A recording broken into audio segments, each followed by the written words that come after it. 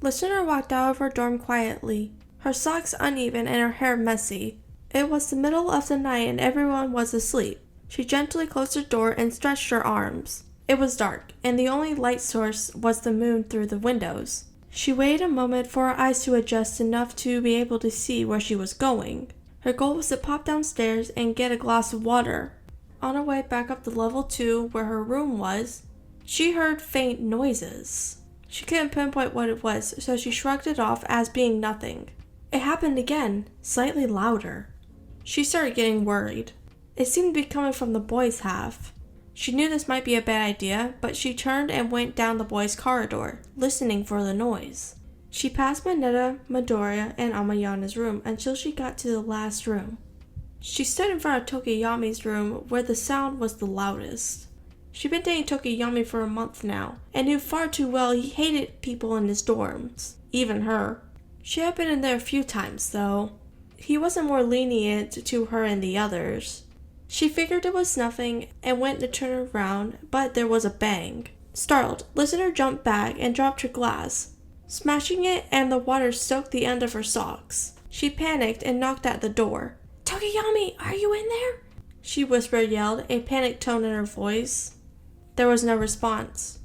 She stood there for a moment, debating on what to do. She took a deep breath, turned the knob, and slid herself in the room. It was near pitch black, but there was a lamp next to the bed, emulating a small purple light. She could see him on his bed, rolling around and squirming, but his eyes were shut. Was he having a nightmare? She walked up to him and went to shake him, but stopped. She couldn't wake him up. She had read somewhere that she shouldn't. She gently shook his face. He stopped rolling around, but he still was asleep and still having his nightmare. She sat next to him and put his head on her lap as she continued stroking his beak. He seemed to calm down, and Listener let out a sigh. He was okay. She slid down more, keeping him in her arms. She rested his head on her chest and keeping him close. He seemed to stop having the nightmare now. Before she could get up, Listener ended up falling asleep. The next morning, Tokoyami woke up, soon realizing that he wasn't alone. He sat up and saw that he had been sleeping on his girlfriend. He gasped and went red. "You weren't here when I went to bed," he whispered. He suddenly remembered the nightmare he had, and someone was choking him and hugging him. "It must have actually happened. That's why Listener's here with me," he concluded. He couldn't help but smile, laying back down and hugging her. After a few minutes, Listener woke up and yawned. Tokoyami sat up and looked at her. "Morning, my love," he whispered. She sat up, remembering where she was. "Oh, good morning, honey. I'm so sorry I came here without your permission. I heard noises and I was worried about you." Listener mumbled, ashamed. Tokoyami only smiled.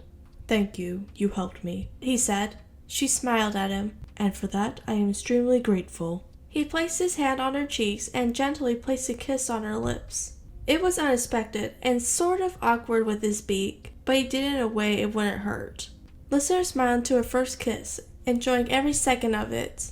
They broke away and smiled, both happy on how it turned out. "Now, let's figure out how to leave the dorm without looking suspicious, huh?"